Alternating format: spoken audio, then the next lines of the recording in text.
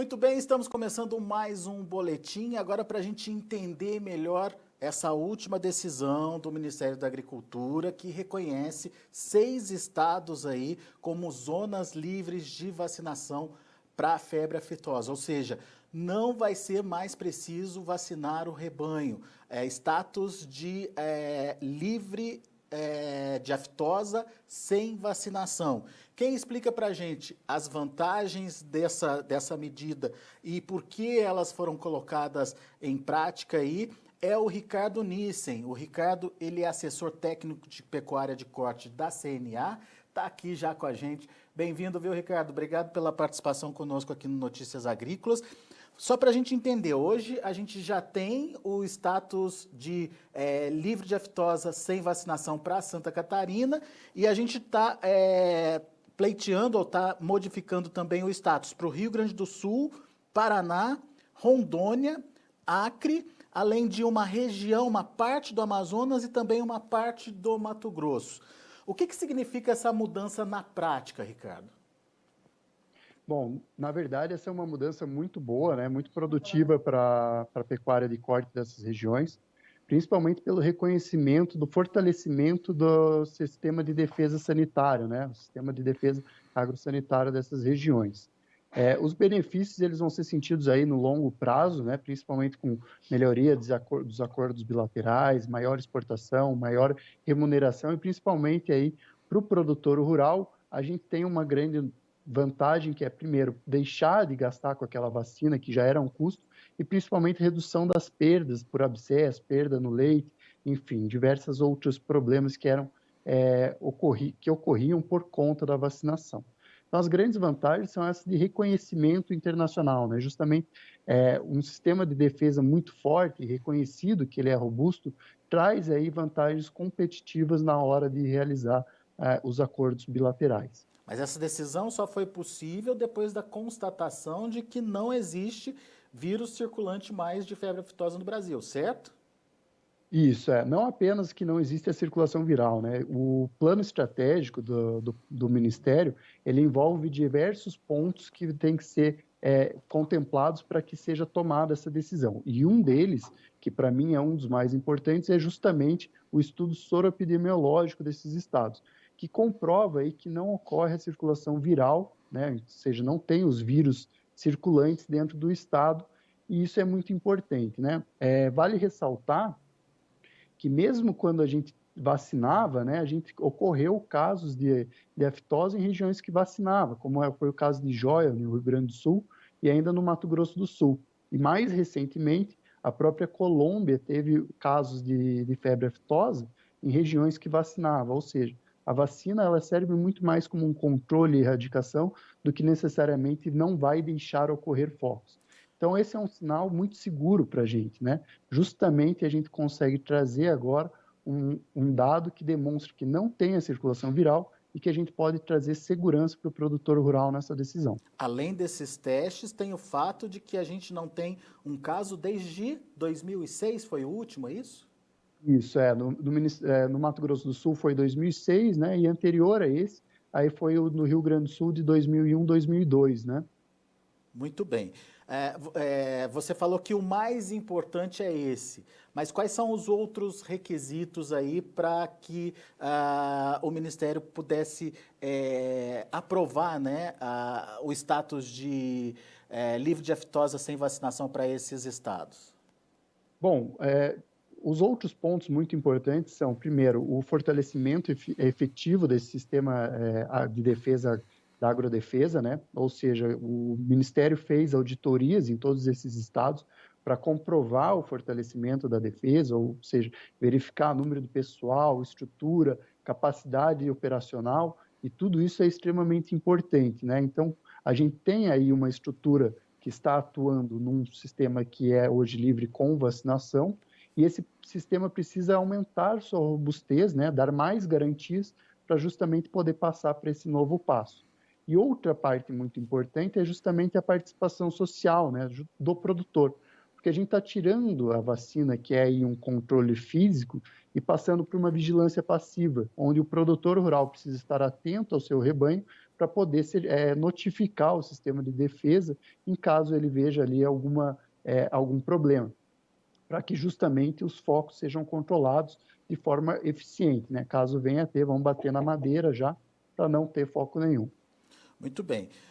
Mas toda medida ou todo tema a ser discutido tem a sua polêmica, né, Ricardo? Eu queria argumentar, ou queria ouvir seus argumentos em relação a algumas polêmicas que surgiram. Uma delas é que houve uma pressão, principalmente de frigoríficos e de criadores de suínos aí, para que acelerasse esse processo de retirada da vacinação. Faz sentido isso para você? Como a gente contra-argumenta esse posicionamento contrário aí à retirada da vacinação? Bom, faz sentido, né? Realmente houve uma pressão por esse lado, mas a maior pressão é justamente pelo reconhecimento de um sistema de defesa sólido, né? Robusto, forte. E isso vai trazer benefícios para todas as cadeias do agro, né? Hoje a gente tem, mesmo dentro da exportação para a China, que é um grande parceiro comercial e todo mundo vem agradecendo muito essa venda para a China, a gente tem a restrição de venda de carne com osso. Por quê? Justamente por conta de aftosa, né? É uma das justificativas. Ou seja, a gente tem um grande parceiro comercial em que a nossa negociação ainda sofre problemas por conta desse reconhecimento de livre com vacinação, né? Todos os nossos acordos, ou a maior parte deles, ainda tem negociações como se a gente fosse considerado países em que é endêmico, onde está ocorrendo focos. Então, se a gente não tem focos, se a gente já tem uma doença erradicada, por que continuamos vacinando para ela, né? Então, esse é o maior ponto que a gente precisa defender. Os benefícios eles vão vir para todas as cadeias do agro, né? Justamente pelo reconhecimento de que o nosso sistema de defesa ele é mais forte e entrega mais segurança perante os demais. Você citou a China aí com a possibilidade de avançar no tipo de carne que eles consomem aqui do Brasil. Mas tem a possibilidade de abertura de novos mercados, Ricardo? E isso deve acontecer no curto prazo? No curto prazo, não, né? A gente tem ainda um período de tempo aí para reconhecimento internacional da OIE mesmo. Depois esses países precisam fazer os acordos, então o curto prazo aí seria 2 a 3 anos, pelo menos, de tempo para que todo mundo começasse a fazer esse tipo de negociação. Mas esses reconhecimentos internos, eles são muito válidos justamente para tentar ampliar o que a gente já exporta, né? Os países que a gente já tem comércio. Se eu não me engano, ano passado a gente exportou para 156 países e um grande volume. Ou seja, se a gente tivesse ainda uma negociação ainda melhor com esses países, possivelmente a gente exportaria com maior valor agregado e menor custo dentro do país. Isso seria muito positivo para a cadeia. Dentro dessa linha de críticas que a gente tem ouvido aqui em relação à medida, também é o questionamento sobre a entrada de animais de países vizinhos, né? Que isso poderia colocar em risco todo um processo, enfim, que já vem sendo estruturado aí. Como é que a gente responde a essa colocação, Ricardo? Bom, realmente essa é uma preocupação muito grande, né? As fronteiras brasileiras, mas a gente tem principalmente 3 grandes estados que são aí os mais os que têm o maior problema, né? Que é no caso Rio Grande do Sul, Mato Grosso do Sul e Mato Grosso, por causa das fronteiras secas e principalmente larga fronteira sem aí uma floresta, rio, uma barreira natural, né? Então é uma dificuldade. Porém, o Ministério da Agricultura, junto com as secretarias estaduais, vem fortalecendo as regiões de fronteira, justamente para não ter esse risco, né? Para conseguir fazer esse controle. Então, houve a publicação da nova norma, da nova normativa em relação ao trânsito de animais e, principalmente, o fortalecimento aí das barreiras sanitárias que fazem essa fronteira, né? Que é realmente algo muito importante. Mas a gente não pode esquecer que o trânsito não se cabe apenas aos animais, né? A gente tem problemas com os produtos também, né, de origem animal. E para isso está tendo fortalecimento dos portos, dos aeroportos, ou seja, todos os pontos de entrada de itens que podem trazer aí a doença, eles estão sendo fortalecidos para justamente garantir essa segurança sanitária aí do Brasil. E essa relação desses estados com os estados que ainda não têm o status sem vacinação, seria um problema? Tem alguma intensificação de fiscalização? Ou nesse caso É, não tem muita preocupação?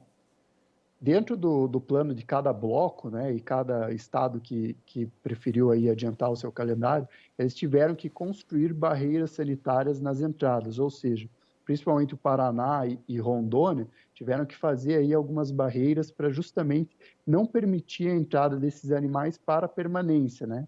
A legislação hoje ela permite a entrada de animais que são destinados diretamente ao abate, mas para permanência, para produção, não são permitidos. Então, Paraná, Acre, o próprio Rondônia, tiveram que fazer a construção aí das barreiras para garantir que as entradas dos animais sejam ou para trânsito direto, né, ou seja, vai passar pelo estado e vai embora, ou seja, pelo corredor sanitário, ou ele vai direto para o abate, para justamente não ter esse problema de animais vacinados estarem entrando numa zona não vacinada e serem reproduzidos ali, manterem esses animais para crescimento e produção. Por exemplo, então, um produtor, um pecuarista do Amazonas não pode, por exemplo, comprar um gado para engordar no Pará, por exemplo. Na verdade, o produtor dessa região que é livre sem vacinação, não. Ele vai ter que fazer a aquisição desses animais de recria justamente nas regiões que são livres com vacinação, né?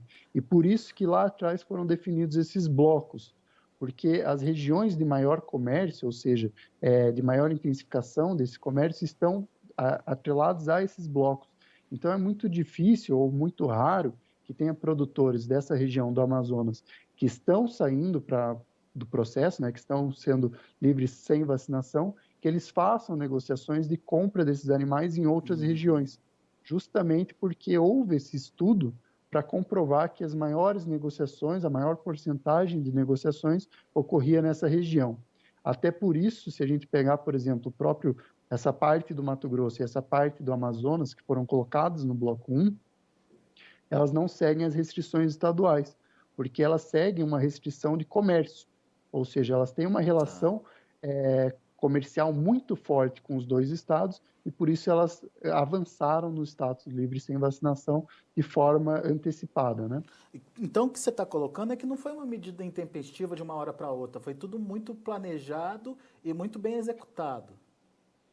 Na verdade, o plano estratégico ele foi publicado em 2017, né? Então já tem aí 3 anos. Inclusive, o próprio Bloco 1, o planejamento inicial era que a retirada fosse em maio de 2019, né? Ou seja, a gente prorrogou por 1 ano aí o período, justamente para trazer segurança para o produtor rural, porque naquele período o sistema veterinário não tinha conseguido fazer alguns dos investimentos necessários e que a gente posicionava que eram críticos, né? Ou seja, eram necessários que fossem realizados para justamente trazer a garantia. Então, todos os avanços que estão sendo permitidos, eles estão sendo permitidos com muita cautela, né? Eles estão sendo muito bem avaliados, tanto pela equipe do Ministério, como também pela equipe estadual, que faz a gestão desse projeto, assim como também a equipe gestora nacional, a qual a CNA faz parte, né? Muito bem. Você fez questão de detalhar, de destacar aí que esse é o bloco 1. O que vem por aí? Bom, na verdade, tinha o Brasil dividido em 5 blocos, né? O bloco 1 que corresponde ali ao Acre, Rondônia e essa parte do Mato Grosso e parte do Amazonas. O bloco 2, que é a região norte, digamos assim, é o restante do Amazonas, Roraima, é o Amapá, é o Pará. A gente tem o bloco 3, que seria o Nordeste, e o bloco 4, que seria o Centro-Oeste, Goiás, Tocantins, né? Então seria uma região aí um pouco maior. E além disso teria o bloco 5, que era o Mato Grosso do Sul, Paraná e Rio Grande do Sul. Porém, o bloco 5, como os dois estados do Sul resolveram antecipar o seu calendário, ele foi desmembrado e colocado junto no bloco 4, né? Então, a gente trabalha por blocos, que são aí as regiões comerciais, como eu comentei, justamente por causa dessa questão de fluxo de animais de uma região para outra, né? Para evitar que com essa defasagem, essa diferença de calendário, a gente tenha problemas de trânsito. Os próximos blocos todos, o 2, 3 e 4, eles estão programados para fazer a última vacinação ao final de 2022 agora, né? Em maio de 2022. A gente prorrogou por um ano o calendário, a projeção era agora, era maio de 2021, porém, devido à crise do coronavírus e aí o redirecionamento dos investimentos, principalmente contingenciamento dos investimentos da defesa, a gente teve esse redirecionamento da equipe gestora nacional, querendo ampliar em mais um ano, justamente para trazer aí fôlego para os estados, para fazer os investimentos da forma tranquila e correta, como a gente acredita que tem que ser. Legal. Agora, só para a gente encerrar, Ricardo, qual vai ser o processo daqui para frente? A autorização já foi dada para abertura ou para a mudança de status nessas regiões, nesses estados. E o que vai acontecer agora? O Brasil já aprovou, mas tem que ter aprovação internacional. Isso, na verdade, o primeiro passo é justamente esse reconhecimento nacional, né, que nós nos declaramos livres de febre aftosa sem vacinação nessa região.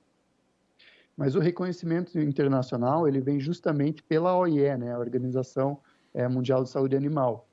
E quando a gente fala deles, a gente tem que colocar todo o processo que eles vão realizar internacionalmente, ou seja, o Ministério está montando, junto com os estados e o bloco, um dossiê comprovando cientificamente todos esses dados, todas as informações que a gente veio comentando aqui, para entregar para o Ministério da Agricultura, para entregar para a OIE, para eles revalidarem e conseguirem aí fazer o posicionamento. Então, na próxima Assembleia da OIE, que deve ocorrer em maio de 2021, é quando a gente deve ter o reconhecimento desse bloco 1 e dos estados como livre de febre aftosa sem vacinação de forma internacional, né? Se tudo ocorrer da forma correta e conforme planejado, então, em maio de 2021, a gente teria o certificado internacional de que essas áreas são livres sem vacinação.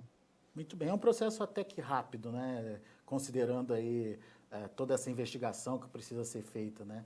Começo do ano que vem, já no segundo trimestre, a gente já, teoricamente, estaria pronto aí para carimbar efetivamente essas regiões como livre de aftosa sem vacinação.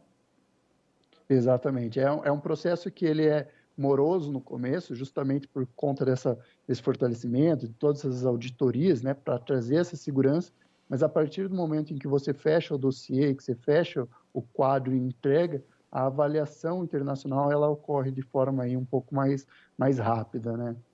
Legal. Ricardo Nissen, meu caro, muito obrigado, viu, pela sua participação, pelos esclarecimentos.